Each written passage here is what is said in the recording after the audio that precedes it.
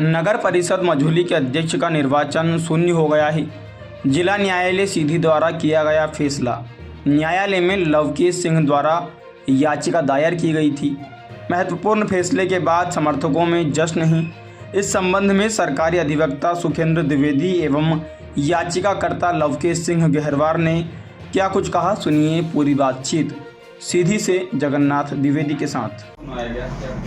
आज सीधी न्यायालय के प्रथम अपर सत्र न्यायाधीश सोनी साहब ने एक बहुत ही महत्वपूर्ण चुनाव याचिका में निर्णय सुनाते हुए अपीलकर्ता लवकेश सिंह की अपील को आंशिक तौर पर स्वीकार कर लिए हैं और मझौली में जो नगर परिषद का चुनाव था वो रिक्त हो गया है। फिर से वहाँ पर चुनाव होगा। वर्ष 2022 में मझौली में नगर परिषद का चुनाव हुआ था और चुनाव में जो कुछ अनियमितताएं हुई थी, इस बात को लवकेश सिंह के द्वारा न्यायालय में चुनौती दी गई थी और चुनौती के बाद न्यायालय के द्वारा साक्ष्यों का और दस्तावेजों का पथ परीक्षण के पश्चात उन्होंने याचिकाकर्ता लवकेश सिंह की याचिका को स्वीकार कर लिया है और फिर से चुनाव कराने का आदेश दिया है। क्योंकि निर्णय अभी आया है तो हम अभी निर्णय को पढ़े नहीं हैं।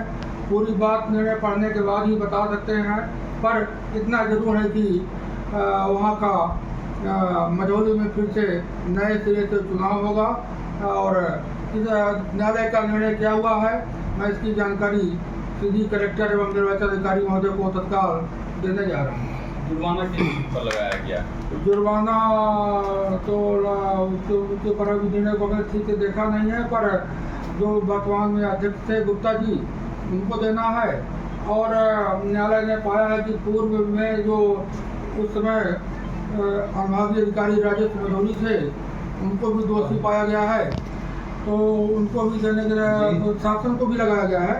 तो मैं कलेक्टर सीधी को पत्र लिखूंगा कि तत्कालीन अनुभागीय अधिकारी जो थे उस समय, उनसे पैसा वसूल करके जमा करवाएं। मैं जब मामला दायर हुआ है 1.5 साल पहले लगभग, तब से मैं लगातार मामले में शासन का पक्ष समर्थन कर रहा हूँ। शासन को क्या याचिका लगाई गई थी, क्या निर्णय आया है?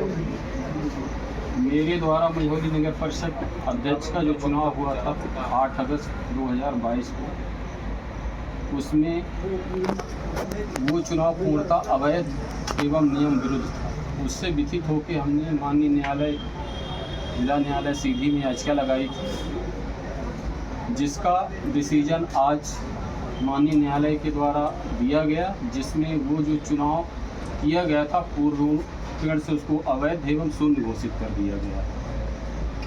क्या याचिका प्रस्तुत की गई थी, किन तथ्यों के आधार पर याचिका में हमारे 4 बिंदु थे। पहला बिंदु उसमें था कि जो अवैध एवं रिजेक्ट वोट थे उनको गिना गया था। उस समय पर हमने आपत्ति की थी माननीय जो निर्वाचन अधिकारी थे उनसे कि इन वोटों को निरस्त किया जाए, कि उन्होंने निरस्त नहीं माना था, उनको कोर्ट ने अमान्य माना।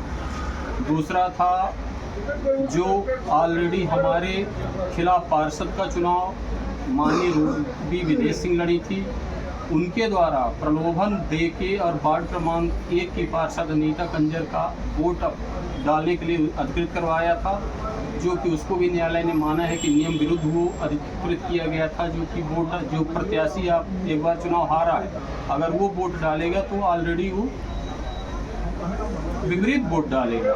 इन्हीं सब तथ्यों को न्यायालय ने स्वीकार करते हुए चुनाव शून्य घोषित करके माननीय जिला कलेक्टर को अविलंब चुनाव कराने के निर्देश दिए।